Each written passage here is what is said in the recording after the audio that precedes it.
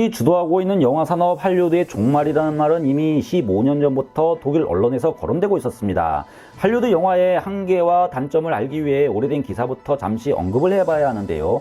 독일 유력 일간지 프랑크푸르트 알게마이네 짜이퉁은 2005년 2월 9일 미국 할리우드 영화 제국의 종말이라는 제목의 기사를 내보낸 적이 있습니다. 신문은 최근 나오는 할리우드 영화들 미국의 시네마는 그렇게 좋아 보이지 않으며 이제 미국적이지도 않다는 내용의 기사를 내보내며 비판을 시작하고 있습니다.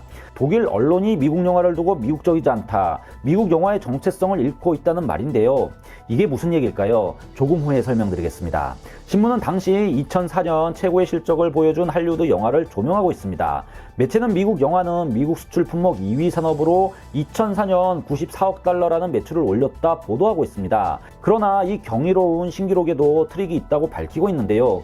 2004년에 200개 이상의 영화가 제작, 시장에 공급되었으며 그중 5개 작품이 수입 6분의 1을 커버했다. 그리고 대중들은 2.5% 사라졌다.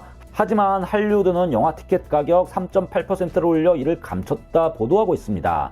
매체는 할리우드 영화의 제작비는 계속 상승하고 있으며 마케팅 비용만 지난 30년 동안 무려 19배 증가했다. 시간이 지날수록 영화의 운명은 개봉 첫 주에 달려있다. 왜냐면 비슷한 류의 영화들이 같은 시기 쏟아지기 때문이다 설명하고 있습니다. 그리고 이를 퍼스트 위크엔드 비즈니스라고 부르고 있다 전하고 있죠.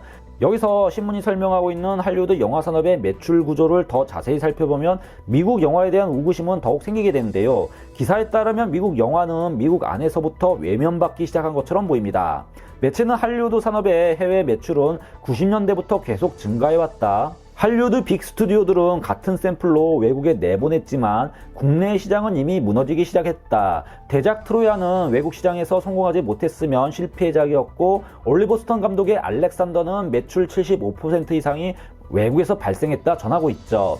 이런 이유로 할리우드는 영화의 미국 개봉 날짜와 외국 개봉일을 비슷하게 해 같은 시기에 진행시키고 있다 주장합니다.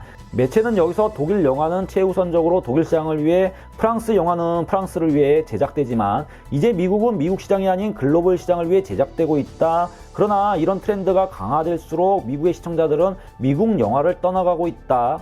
이렇게 미국 영화는 미국 영화의 정체성을 잃어가고 있다 보도하고 있습니다.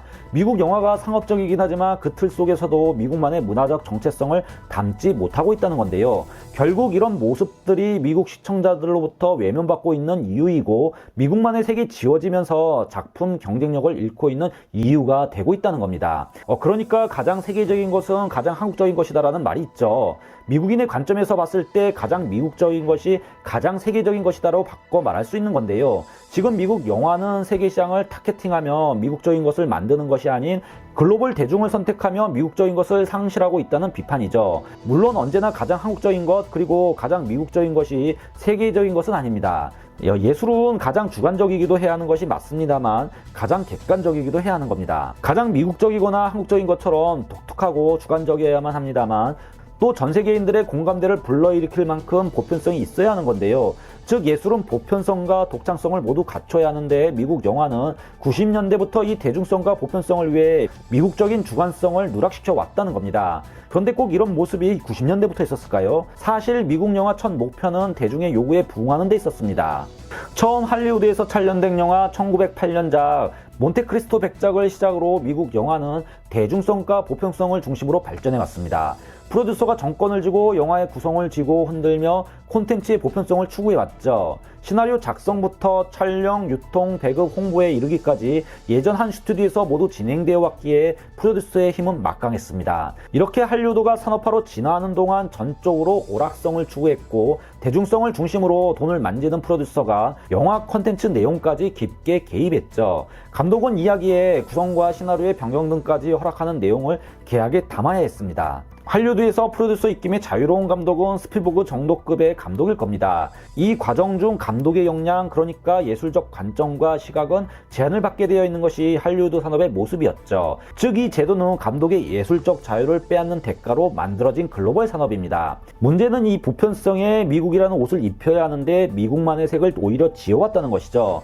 하긴 이렇게 독특함 자체를 지워버리는 것이 미국적이라면 할 말이 없습니다만 미국 대중들로부터 외면받고 있는 자국 컨텐츠라면 미국의 정체성을 입혀왔는가 한번 진지하게 고민했어야 했던 겁니다. 그런데 지금 전달해드리고 있는 이런 고민이 현재 논쟁이 되고 있는 것이 아니라 이미 15년, 17년 전에 비판받아왔다는 사실을 주목해볼 필요가 있습니다. 즉 미국 영화의 글로벌 성공은 바로 정체성 상실로 이어졌다. 성공 작품들은 사랑받지만 공허함도 존재하고 있었으며 블록버스터일수록 이 두 요소는 늘 대중들로부터 인지되어 왔다 전하고 있습니다.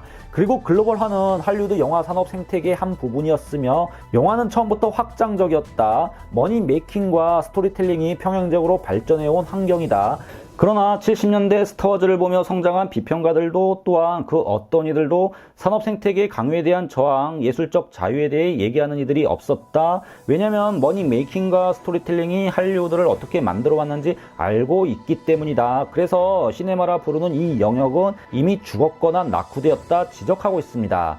결국 미국 영화는 내부적으로 이미 블록버스터가 한창 정점을 찍어가던 90년대 독창성을 잃어가며 할리우드 제국 멸망의 길로 들어서고 있었다는 주장을 신문이 하고 있는 모습입니다. 즉 할리우드가 망할 것이다, 대중들에게 외면을 받게 될 것이다 라는 직설적인 주장은 아니지만 할리우드가 영화로서 독창성을 잃어가고 있다는 것을 2005년 확인시켜주며 점차 내리막길로 달려가고 있음을 예견했던 겁니다. 물론 그러기 위해서는 시장에서 그 어떤 대안적 존재가 등장해야 하는 건데요. 너무 재밌는 것은 이 대안적인 존재로 K-컨텐츠가 부각됐다는 사실입니다. 독일 언론들은 이런 할리우드의 대안으로 한국 영화를 칭송까지 하고 있는데요. 이 부분은 오늘 영상이 길어 다음 시간에 더 자세히 한번 다뤄보도록 하겠습니다. 결국 미국 영화는 더 이상 독창적이지 않고 그리고 다양하지도 않다는 겁니다. 이게 2005년 제기된 논쟁이었는데요. 그럼 지금은 어떨까요? 이를 알려주는 기사가 있는데요.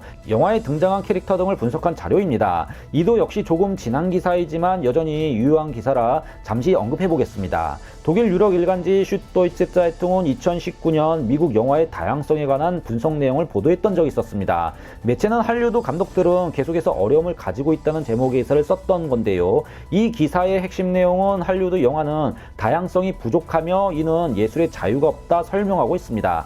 매체는 사우스 캘리포니아 대학 저널리즘학과 스테이시 스미스 교수의 연구 내용을 인용 보도하고 있는데요. 그녀는 지난 15년 동안 개봉된 할리우드 영화의 역할에 대해 분석 조사를 해왔습니다. 기사는 영화의 등장인물 분석을 통해 알게 된 사실들은 지난 15년 동안 미국 영화는 다양성에 관해 변한 것이 없다고 주장합니다. 신문은 특히 소수민족, 사회 약자, 여성들이 주인공으로 다루어지지 않았다 강조하고 있습니다. 그러나 이보다 더 암울하게 만드는 사실은 감독들의 업무 내용 역시 변하지 않았다 얘기하고 있죠. 여기서 참고로 미국 영화는 한국 영화에 비해 프로듀서들의 입김이 감독보다 더 셀 때가 많습니다. 스토리 구성도 편집 권한도 프로듀서가 가지고 있고 중간 감독을 스위칭하는 경우도 허다하죠. 기사는 2007년부터 2018년까지 1200편에 등록된 영화에서 53,178명이 등장인물에 대한 개성조사를 했는데요. 한 예를 들면 여기서 여성이 주인공이었던 횟수는 2018년에는 단지 38명이 2007년에는 불과 20명이었다 전하고 있습니다. 또한 감독의 숫자 역시 마찬가지입니다. 할리우드는 여성 감독보다 남성 감독을 더 선호하죠. 1200개 작품 중 여성 감독은 불과 47명이었으며 남성 감독은 657명이었다 보도하고 있습니다. 즉 이렇게 등장인물에서부터 이미 다양하지 않았다는 겁니다.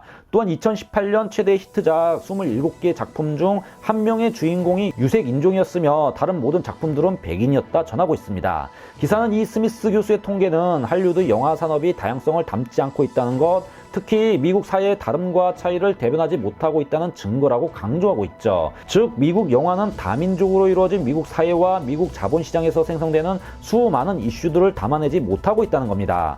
그리고 이런 모습에 이제 독일 언론은 할리우드 영화 산업은 끝이 났다 선언하고 있습니다.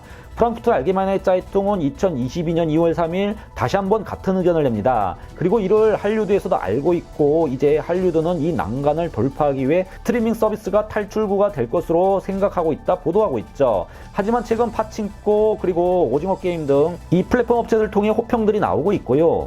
OTT 시장은 오히려 한국 컨텐츠의 날개를 달아주고 있을 뿐입니다. 그리고 이렇게 시대가 바뀌면서 왜 한류인가를 세상은 관심을 갖기 시작했죠. K 컨텐츠의 강점이 더욱 부각되기 시작한 플랫폼 시대로 진입하고 있는 건데요. 그런데 한류 컨텐츠의 강점 하나가 다양성이고요. 다른 하나는 한국 사회 부조리를 통해 세상의 아픔과 문제를 고발하는 보편성입니다. 그리고 이런 결과를 내놓을 수 있는 영화 예술인들의 자유가 가장 큰 한류 성공의 원동력이다 전하고 있죠. 결국 할리우드 영화는 보편성을 무기로 글로벌화에 성공했지만 이 강점이 바로 미국 영화 산업의 약점이 되었던 겁니다. 그러나 이런 할리우드 영화의 약점이 이제 한류의 강점인 것이죠. 그런 의미에서 K 컨텐츠는 할리우드의 유일한 대안인 겁니다. K 컨텐츠를 두고 왜 독일 언론들이 유독 할리우드의 대안이 되고 있다 생각하는지는 다음 영상에서 더 자세히 다뤄보도록 하겠습니다. 지금까지 독일어 신문을 읽어준 남자 독신남이었습니다.